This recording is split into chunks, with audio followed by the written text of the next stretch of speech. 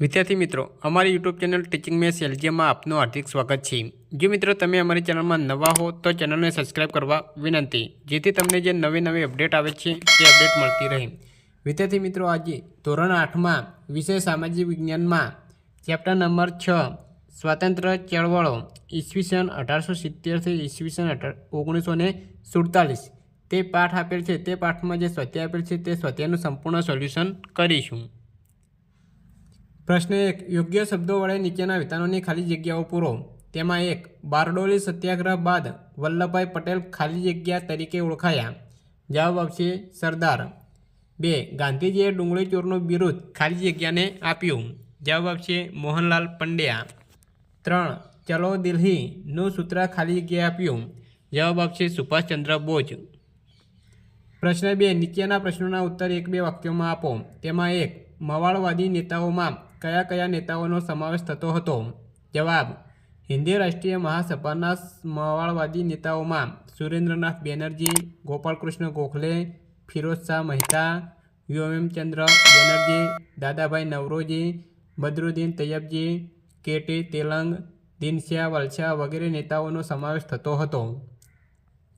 2, ગાંધીજીએ રોલેટ એક્ટને કાળો કાયદો શા માટે કહ્યો?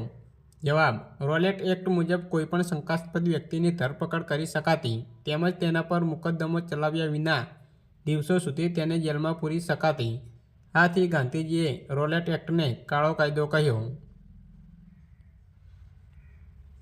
3, ભારતના લોકોએ શા માટે સાયમન કમિશનનો બહિષ્કાર કર્યો? જવાબ, 7 સભ્યોના બનેલા સાયમન કમિશનના બધા જ સભ્યો અંગ્રેજો હતા।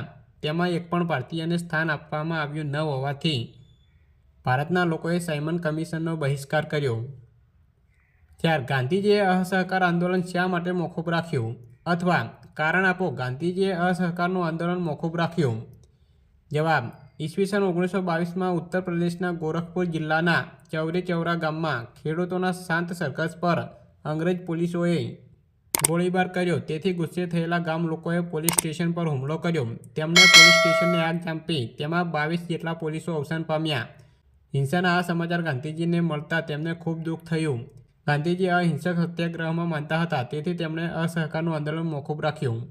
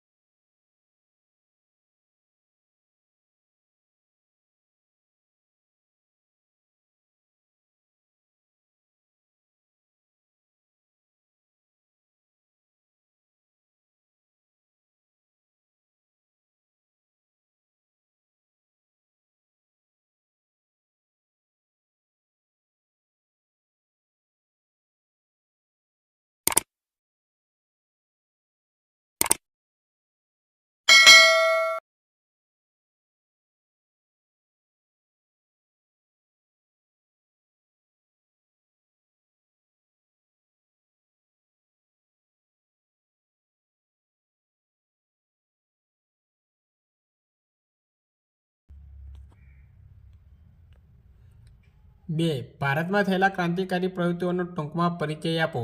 વિદ્યાર્થી મિત્રો, અહીં જવાબ આપેલો છે તે તમે જોઈ અને લખી શકો છો।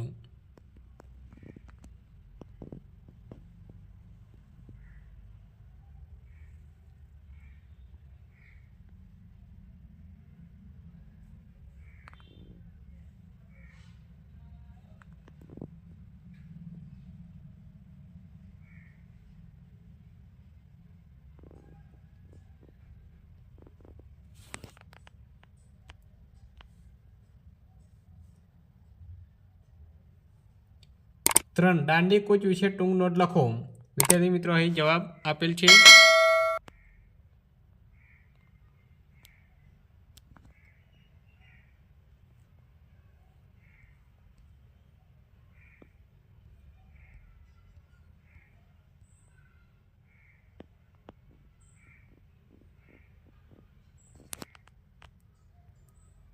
ચાર, હિન્દ છોડો આંદોલન વિશે માહિતી આપો। વિદ્યાર્થી મિત્રો, અહીં જવાબ આપેલ છે।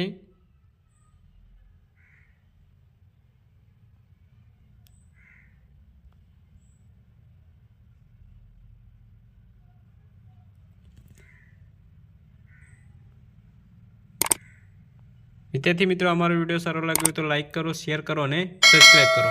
Thank you.